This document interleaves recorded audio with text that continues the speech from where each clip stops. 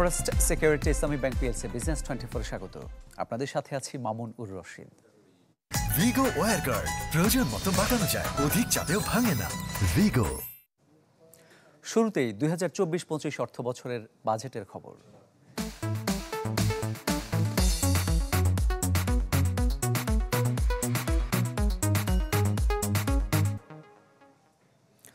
Dollar সংকট, LC জটিলতা, মূলধনের সংকট বা পদ্ধতিগত জটিলতা গেল কয়েক বছর ধরে খুব একটা ভালো নেই ছোট বড় ব্যবসায়ীরা।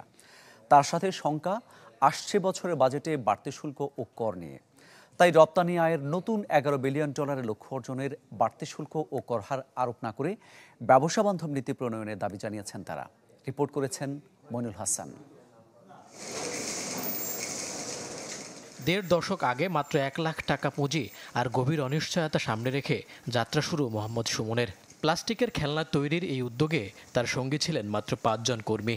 কিন্তু শত প্রতিকূলতাকে পেছনে ঠেলে তিনি এখন বছরে বিক্রি করেন প্রায় ৪০ কোটি টাকার পণ্য। শুধু তাই নয়, কাজের সুযোগও করে দিয়েছেন ৭০০ মানুষের। তার মতে দেশীয় খেলনার বাজার চ্যালেঞ্জে পড়ছে সহজেই বিদেশি পণ্য আমদানি হওয়ায়।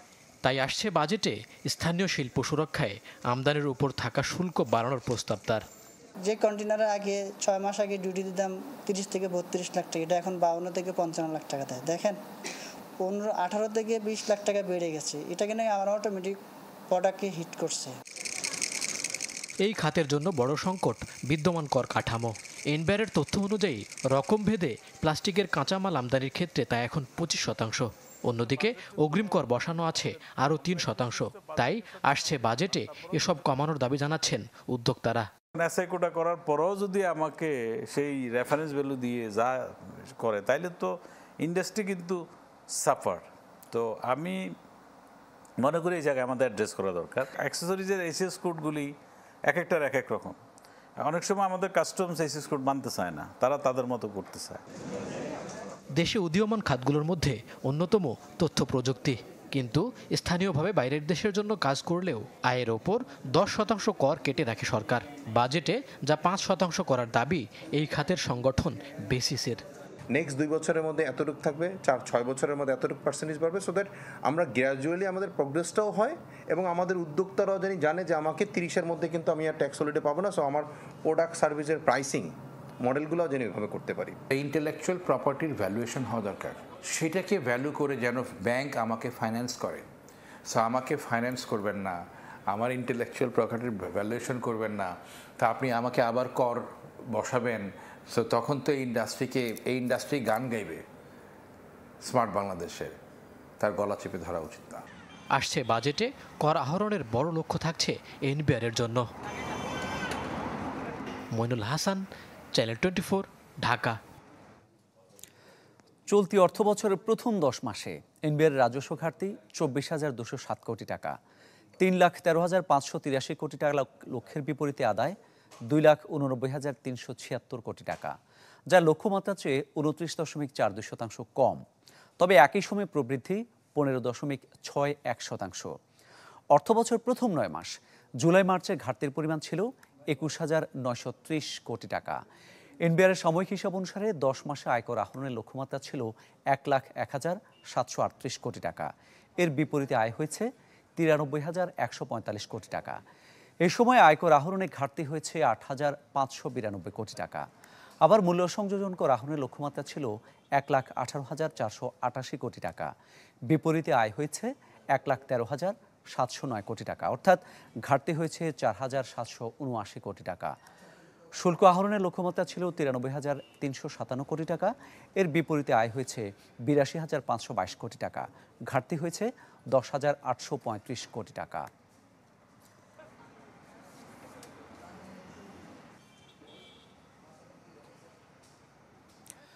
কর কাঠামোর কারণে ব্যবসায়ীদের পক্ষে টিকে থাকা কঠিন হয়ে যাচ্ছে। অতিরিক্ত অর্থ আদায় সহ জরিমানার ভয় অনেকে কাস্টমসের বিরুদ্ধে কথা বলার সাহস পায় না। কাস্টমস আইন ২০২৩ নিয়ে আয়োজিত সেমিনারে এসব অভিযোগ করেন ব্যবসায়ী নেতারা। এ সময় কাস্টমস আইন কারো বিপক্ষে যাবে না বলেও আশ্বস্ত করেন এনবিআর চেয়ারম্যান।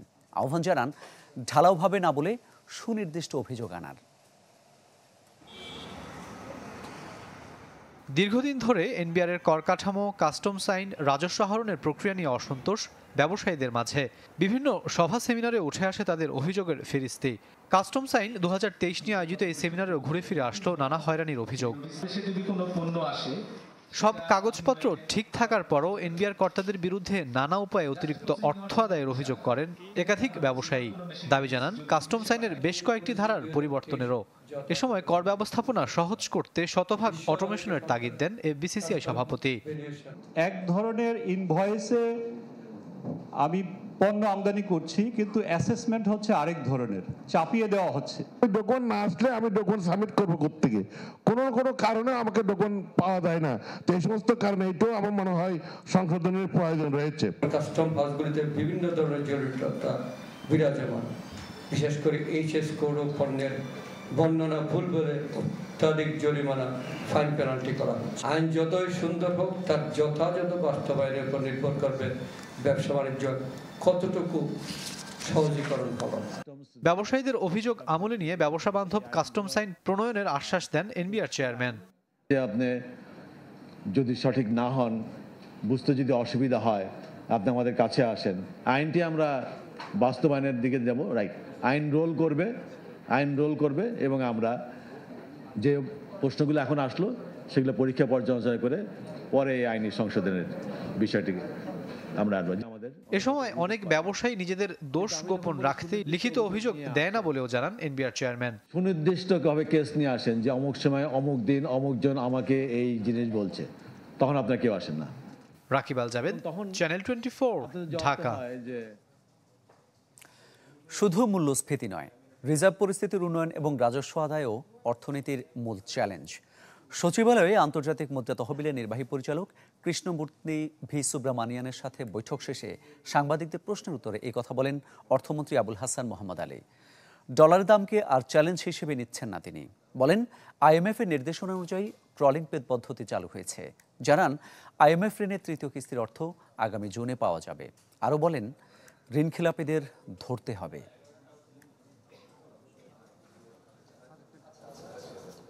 ফার্স্ট সিকিউরিটি ইসলামী ব্যাংক পিএলসি বিজনেস 24-এ একটা বিরতি নিচ্ছি। ফিরছি একটু পর, সাথেই থাকুন।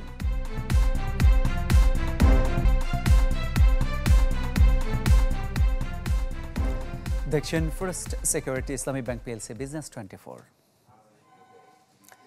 দেশে ডলার আনতে মোটা অঙ্কের ডলার খরচ করে আনন্দ উদযাপনে ব্যস্ত সময় কাটিয়েছেন সরকারি বেসরকারি ব্যাংকের 27 এমডি, যেই বহরে যোগ দিয়েছেন নিয়ন্ত্রক সংস্থার একজন ডেপুটি গভর্নরও। বিলাসবহুল এই প্রচারণায় ব্যক্তিগতভাবেও মোটা অঙ্কের অর্থ ব্যয়ের অনুমোদন নিয়েছেন নির্বাহীরা। বিশ্লেষকরা বলছেন, এই সংকটে এমন উদ্যোগ অযৌক্তিক। মাসুম মিয়ার প্রতিবেদন।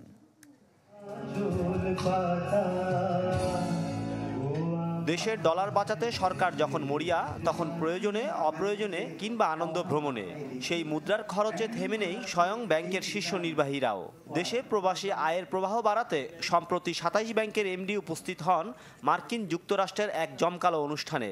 বিলাসী খাবার দাবার আর নাচ গানের এই উৎসবে প্রধান অতিথি স্বয়ং নিয়ন্ত্রণ সংস্থার একজন ডেপুটি গভর্নর।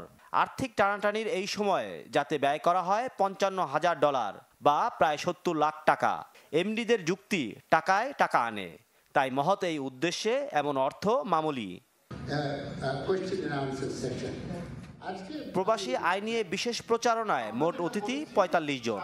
তবে আয়োজনের মোট খরচ সীমাবদ্ধ থাকেনি ওই $55,000, বরং প্রত্যেক এমডিকে আরও 16 লাখ টাকার সমপরিমাণ ডলার খরচের অনুমতি দিয়েছে ব্যাংকগুলোর বোর্ড।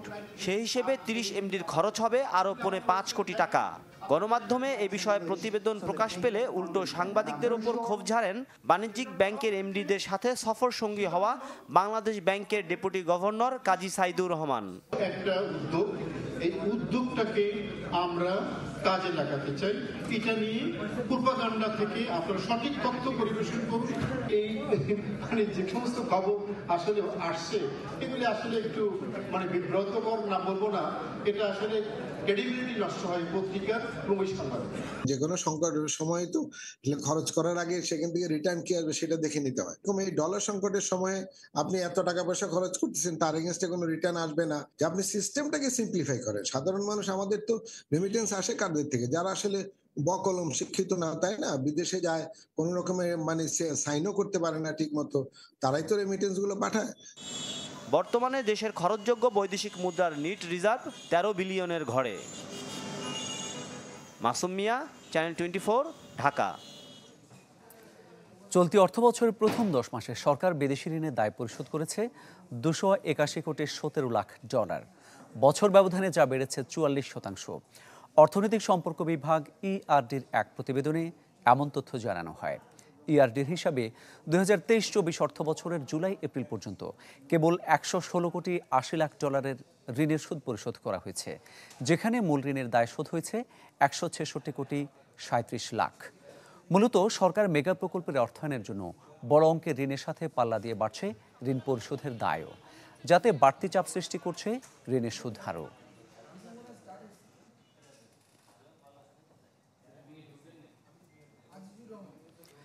মে মাসের প্রথম 24 দিনে বৈধ পথে প্রবাসী আয় এসেছে 179 কোটি ডলার। বাংলাদেশ ব্যাংকের সবশেষ প্রতিবেদনে এই তথ্য উঠে এসেছে। এই সময় রাষ্ট্রীয় মালিকানাধীন 6 ব্যাংকের মাধ্যমে এসেছে 19 কোটি 12 লাখ ডলার, আর বেসরকারি ব্যাংকগুলোর মাধ্যমে এসেছে 158 কোটি 40 লাখ ডলার। এছাড়া বিশেষায়িত ও বিদেশি ব্যাংকগুলো এনেছে 1 কোটি 44 লাখ ডলার।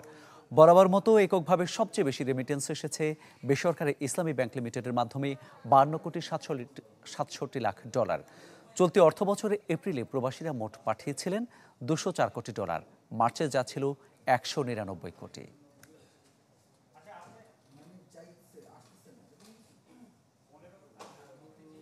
ফার্স্ট সিকিউরিটি ইসলামী ব্যাংক পিএলসি বিজনেস 24-এ আরেকটা বিরতি নিচ্ছি, সাথেই থাকুন।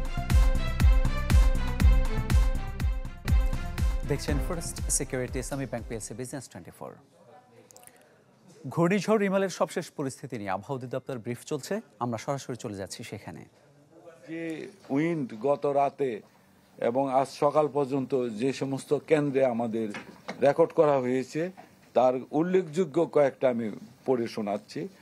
খেপুপাড়াতে আমরা গতকাল রাত 1:30 111 কিলোমিটার পার আওয়ার বাতাসের গতি রেকর্ড করেছি। এটা গত রাতে 11 কিলোমিটার পার আওয়ার। তারপরে আরেকটা সময়ে আমরা রেকর্ড করেছি, সেটা 11:30 রাতে 91 কিলোমিটার পার আওয়ার খেপুপাড়াতেই। তারপরে রাত 8:30 65 কিলোমিটার পার আওয়ার। রাত 7:30 সন্ধ্যা 7:30 61 কিলোমিটার পার আওয়ার। আর বিকাল 4টা 54 কিলোমিটার পার আওয়ার। এটা ছিল খেপুপাড়ার উইন্ড স্পিড। তারপরে পটুয়াখালীতেও আমরা পেয়েছি 1:30টার সময়, একই সময় যেটা খেপুপাড়াতে হয়েছে 111, পটুয়াখালীতেও 111 কিলোমিটার পার আওয়ার। আরেকটা সময় 11:30টায় আমরা পেয়েছি 102 kilometre per hour wind speed. আর রাত 2:30টায় পেয়েছি 89 kilometre per hour wind speed. আর রাত 3টায় পেয়েছি 58 kilometre per hour wind speed. সাতক্ষীরাতে পেয়েছি 70 11:30টায়, 78 পেয়েছি রাত 3টায় কিলোমিটার পার আওয়ার। আমি সংখ্যা যাই বলবো, এটা কিলোমিটার পার আওয়ার হবে উইন্ড স্পিড। মংলাতে পেয়েছি 80 12:30টায়, আরেকবার পেয়েছি 63 রাত 9:30টায়, 70 পেয়েছি 11:15টায়। আর কয়রাতে আমরা পেয়েছি 83 kilometre per hour wind speed রাত 11টায়। খুলনাতে পেয়েছি আমরা 46 কিলোমিটার পার আওয়ার রাত 11:30টায়। আর 72 কিলোমিটার আমরা পেয়েছি রাত 4টায়। ঘূর্ণিঝড় রিমাল নিয়ে সবশেষ পরিস্থিতি নিয়ে ব্রিফ করছিল আবহাওয়া অধিদপ্তর। আমরা রাজধানীর আগারগাঁও থেকে দেখছিলাম সরাসরি। এই ছিল ফার্স্ট সিকিউরিটি ইসলামী ব্যাংক পিএলসি বিজনেস 24-এর এখনকার আয়োজন। এতক্ষণ সাথে থাকার জন্য সবাইকে ধন্যবাদ।